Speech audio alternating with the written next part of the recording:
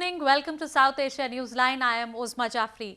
Here are the top stories we are tracking for you on Tuesday, the 2nd of August.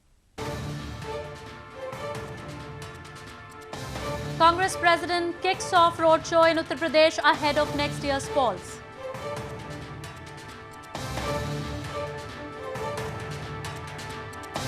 Nepal set to get new government as regional Madhesi parties support Dahal's coalition.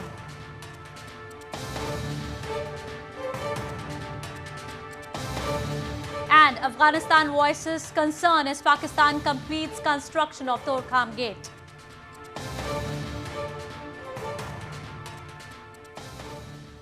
And now for all the details. Sonia Gandhi, the president of Congress Party in India, on Tuesday kick-started her campaign for the upcoming provincial election in northern Uttar Pradesh. Gandhi held a mega roadshow in the holy city of Varanasi in the province, accompanied by thousands of supporters.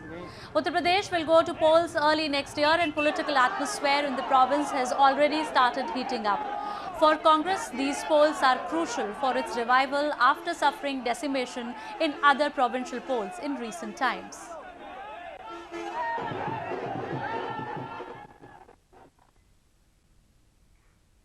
Moving on, an Indian court on Tuesday incarcerated a 2008 Mumbai attacks perpetrator and 6 others to life in an arms haul case of 2006.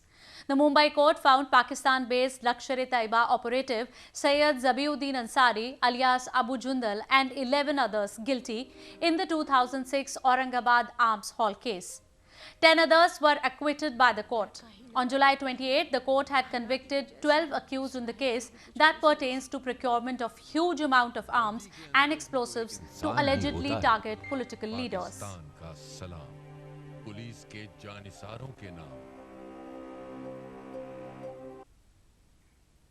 India is one of the most important tea-producing countries in the world. But incessant rains coupled with no sunshine in the tea gardens have become a major concern for the tea industry in eastern part of the country.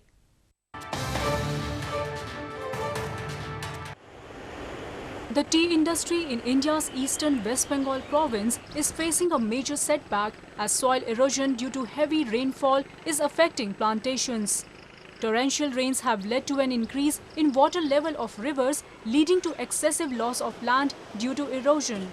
The region recorded maximum amount of downpour in the last 2 decades. आज चाय बागान का गंभीर समस्या है इसका soil erosion, और सबसे बड़ा समस्या खाली इरोशन क्यों हो रहा है, क्योंकि ये जो नदी जो सब आ रहा है इसका एक ही है कि इसका एवल्शन नदी का जो कोर्स है, ये आप सबको पता है कि ये दिनों दिन ये थोड़ा सा टर्न लेते हैं.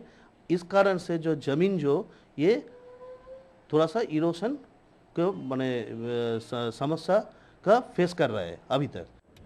The country's North Bengal region is renowned for its tea quality across the world and is also the backbone of the region's economy. The complex geo-environmental and agroclimatic conditions in the region lend a distinct quality to the tea grown in the area. Meanwhile, Baloch leaders held demonstration against enforced disappearance of a human rights activist in Pakistan, allegedly by security forces. Baloch of Pakistan province of Balochistan have been accusing the forces of extrajudicial killings of the ethnic community who have been struggling for independence for a long time.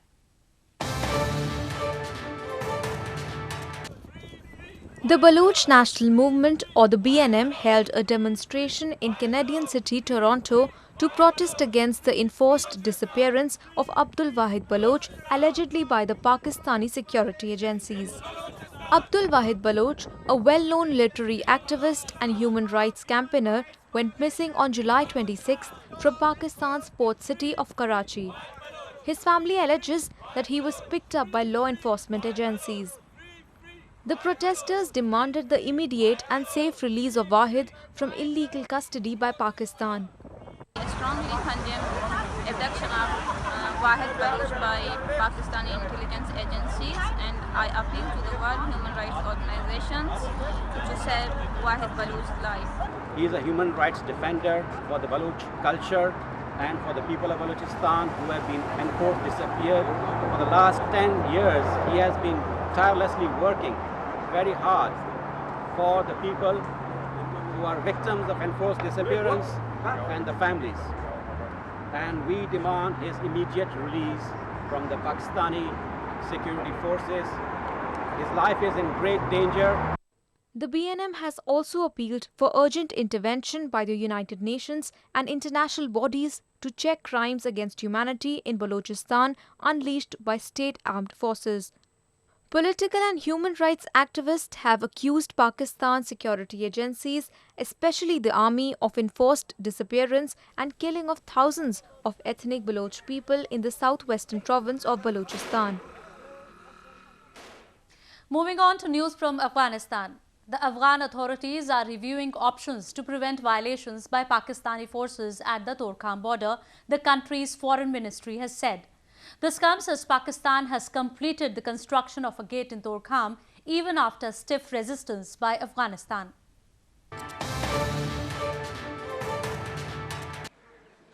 The Afghan Foreign Ministry said that the construction of a gate in Torkham is regrettable and against previous agreements and commitments. The construction of the gate by Pakistan comes as the two countries last month agreed to form a high-level bilateral mechanism following deadly clashes in Torkham last month. Torkham crossing connects Nangarhar province of Afghanistan and Pakistan's federally administered tribal areas and Khyber Pakhtunkhwa. Earlier last month, the Afghan and Pakistani forces were involved in heavy exchange of fire after the former tried to stop the construction of a gate by the Pakistani side. Both the sides had suffered casualties. The Torkham crossing at the Afghanistan-Pakistan border is used by thousands of Afghans on daily basis to get into the other side of the border for family visits or business activities. However, Pakistani officials claimed that the gate has been built on their side to curb cross-border movement. Afghan athletes have reached Rio for the upcoming Olympics. However, political instability had hindered their preparations and many youngsters still find it difficult to pursue sports in the war-torn country.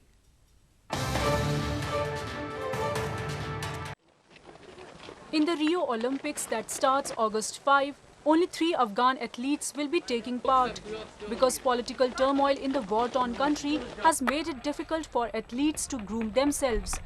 The Rio Games will mark the 4th consecutive time for Afghanistan to appear at the Summer Olympics since the Taliban regime ended in 2001. Prior to that, the country missed the Games on 5 separate occasions due to decades of conflict. Much anticipated athletes in events like Taekwondo and women's cycling have failed to qualify for the Rio Games due to split associations.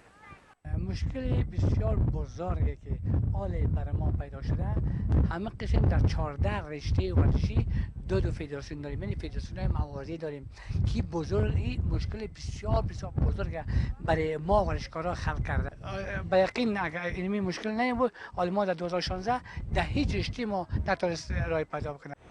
In the war-torn country, the government has laid more stress on the security and focused little on sport. Lack of strategic planning, which we consider is the main challenges that we are not able to have more athletes. But having a sports law in the country is lacking here, and we are now working together with the government to have a sports law in that we can define all those important aspects for sports development on a long-term basis for Afghanistan. The 3 players representing Afghanistan in Rio Games are Kamya Yusufi in track and field, Muhammad Tawfiq Bakshi in judo, and Abdul Wahad Zahiri in track and field. Moving on to news from Nepal. Communist Party of Nepal, Maoist Center and Nepali Congress Party on Tuesday signed an agreement with the Madhesi Front in a bid to form a new government in Nepal under Pushpa Kamal Dahal's leadership. A report.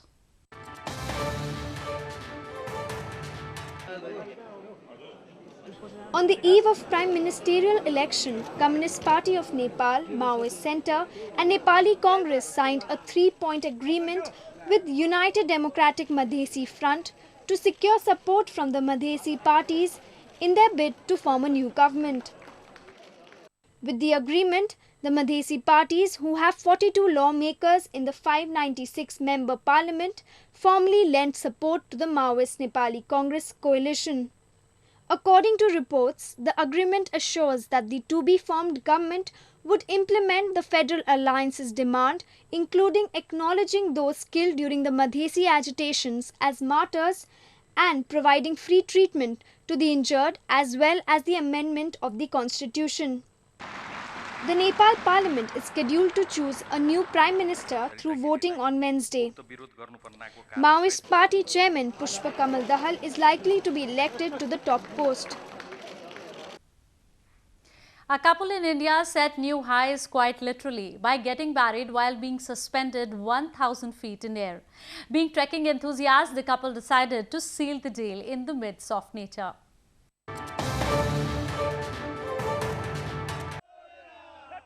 In a one-of-a-kind wedding ceremony, a couple in Kolhapur district of India's western Maharashtra province tied the knot while dangling 1,000 feet in the air. Dressed in traditional Marathi outfits, the bride and groom braved the rain as they dangled above the deep gorge through wires. The priest chanted while the bride and groom exchanged vows and garlands, all hanging from a ropeway. A running commentary was played out to apprise the guests of various steps of the ceremony. The couple's wedding style did not come as a surprise to their kin, as the two are trekking enthusiasts. The duo had met and fallen in love during a trekking trip.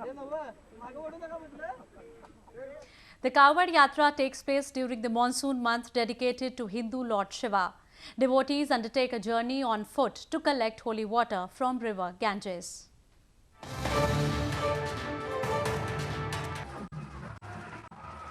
The Kawad Yatra is an annual Hindu pilgrimage performed by devotees of Lord Shiva, known as Kavariyas, to fetch water from the holy Ganges river.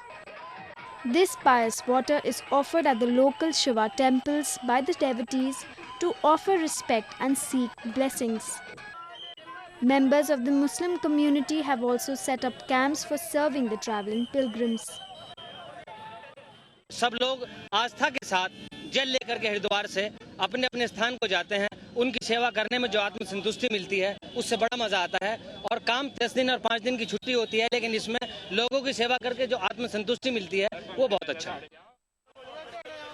The camps set up for the Kavariyas serves essentials such as food and drinks for refreshment and provide basic facilities of washrooms and first aid as well. Kawad Yatra is named after the Kawad, a single pole usually made of bamboo, with 2 containers fastened at opposite ends, carried by saffron-clad pilgrims to pilgrimage places in India's northern Uttarakhand province. Well, that's the way it was in South Asia this evening. Before we conclude, the top stories once again. Congress President kicks off roadshow in Uttar Pradesh ahead of next year's polls.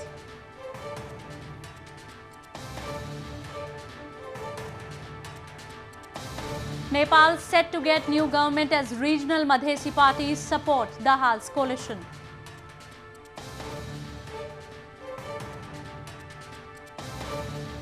And Afghanistan voices concern as Pakistan completes construction of Torkham gate at border.